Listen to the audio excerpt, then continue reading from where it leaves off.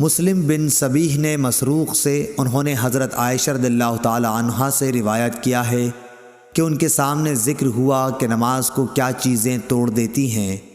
لوگوں نے کہا کہ کتا، گدھا اور عورت بھی نماز کو توڑ دیتی ہے جب سامنے آ جائے۔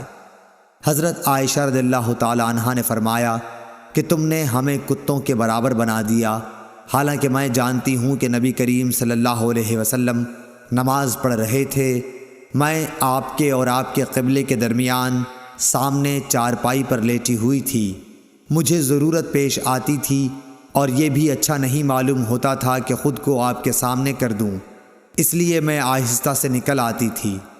اعمش نے ابراہیم سے، انہوں نے اسود سے، انہوں نے عائشہ رضی اللہ تعالی عنہا سے اس طرح یہ حدیث بیان کی۔ صحیح بخاری حدیث نمبر 511۔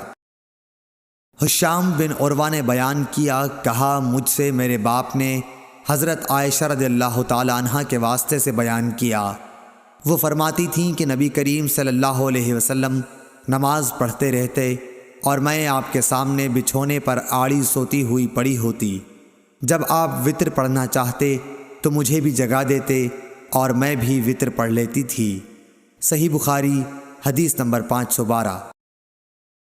عبداللہ بن عبد الرحمن سے روایت ہے، انہوں نے نبی کریم صلی اللہ علیہ وسلم کی زوجہ مطہرہ حضرت عائشہ رضی اللہ تعالی عنہا سے کہ آپ صلی اللہ علیہ وسلم نے فرمایا، میں رسول اللہ صلی اللہ علیہ وسلم کے سامنے سو جایا کرتی تھی، میرے پاؤں آپ کے سامنے پھیلے ہوئے ہوتے، جب آپ سجدہ کرتے تو پاؤں کو ہلکے سے دبا دیتے اور میں انہیں سکیڑ لیتی، پھر جب قیام فرماتے تو میں انہیں پھیلا دیتی۔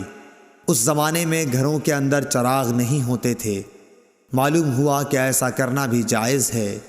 صحیح بخاری حدیث نمبر 513۔ ابراہیم نے اسود کے واسطے سے بیان کیا، انہوں نے حضرت عائشہ رضی اللہ تعالی عنہا سے۔ دوسری سند اور اعمش نے کہا کہ مجھ سے مسلم بن سبیح نے مسروق کے واسطے سے بیان کیا، انہوں نے عائشہ رضی اللہ تعالی عنہا سے کہ ان کے سامنے ان چیزوں کا ذکر ہوا جو نماز کو توڑ دیتی ہیں، یعنی کتا، گدھا اور عورت۔ اس پر حضرت عائشہ رضی اللہ تعالی عنہا نے فرمایا کہ تم لوگوں نے ہمیں گدھوں اور کتوں کے برابر کر دیا، حالانکہ خود نبی کریم صلی اللہ علیہ وسلم اس طرح نماز پڑھتے تھے کہ میں چارپائی پر آپ کے اور قبلے کے بیچ میں لیٹی رہتی تھی۔ مجھے کوئی ضرورت پیش آتی اور چونکہ یہ بات پسند نہ تھی کہ آپ کے سامنے جب کہ آپ نماز پڑھ رہے ہوں بیٹھوں اور اس طرح آپ کو تکلیف ہو، اس لیے میں آپ کے پاؤں کی طرف سے خاموشی کے ساتھ نکل جاتی تھی۔ صحیح بخاری حدیث نمبر 514۔ ابن شہاب نے اپنے چچا سے پوچھا کہ کیا نماز کو کوئی چیز توڑ دیتی ہے؟ تو انہوں نے فرمایا کہ نہیں، اسے کوئی چیز نہیں توڑتی، کیونکہ مجھے عروہ بن زبیر رضی اللہ تعالی عنہ نے خبر دی ہے کہ نبی صلی اللہ علیہ وسلم کی زوجہ مطہرہ حضرت عائشہ رضی اللہ تعالی عنہا نے فرمایا کہ نبی کریم صلی اللہ علیہ وسلم کھڑے ہو کر رات کو نماز پڑھتے اور میں آپ کے سامنے آپ کے اور قبلے کے درمیان عرض میں بستر پر لیٹی رہتی تھی۔